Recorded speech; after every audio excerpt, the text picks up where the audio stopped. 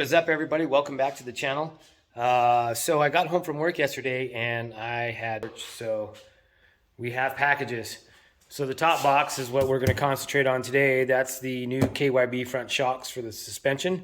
The bottom box is the weather stripping kit, the car, the whole 7-piece kit. But what I want to do today is get the shocks on real quick, get the car on the ground, see what the ride height is, and see how much it settles.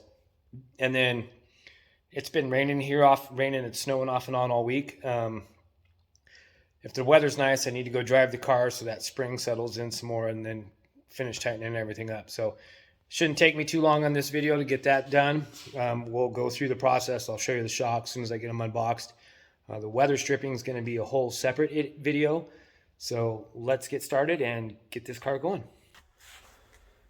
Okay, so here it is out of the package. So we just want to check to verify that it looks the same or close to the same as the originals, which there's an original one. And these are Bilsteins. Just couldn't find the Bilsteins, get them here quick enough. But so they should be the same. They should order the same. The hardware kit, unfortunately, does not come with the bottom bolts. They go through the holes into the frame, which I kept those. So we have those. If you're looking for KYBs, here's your part number for this. Actually fits my 96, so it may fit other years. So I'm going to get these slapped on real quick. I'll show you after we get one side done what it looks like, and we'll go from there.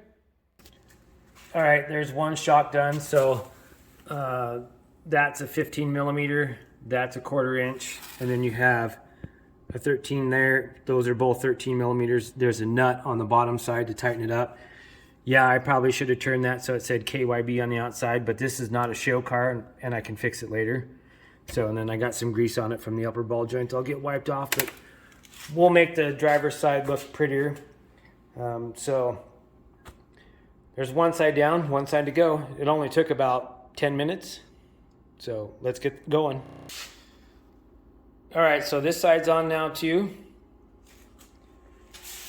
So we'll throw the tires on it and see how it sits and check our ride height and then let it settle for a day or two and take it for a drive and then retighten everything back up.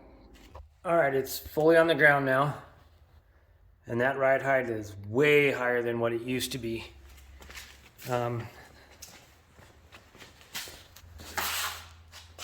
That looks more normal.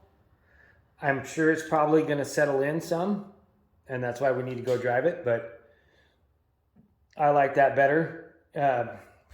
So if you guys saw the very first video when I bought the car, the suspension was completely collapsed, and upper control arms are pointed up instead of being level. So ride quality was not there. This is supposed to be a soft ride spring, so we'll let it settle for a day or two, and then we'll drive it and see what it does. Hopefully all is good. Thanks for watching. We'll see you later. All right, so I just drove it down the road.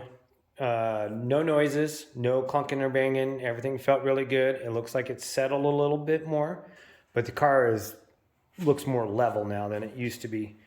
So I'm extremely happy. Like I said, no clunking, no banging. Nothing weird going on. It drove straight down the road. You could let go of the steering wheel, no issues. So I would call that a success, but we're going to let it sit here and settle for a couple days and see how it looks.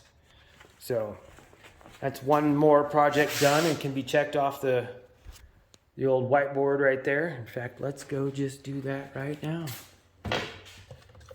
Front suspension done.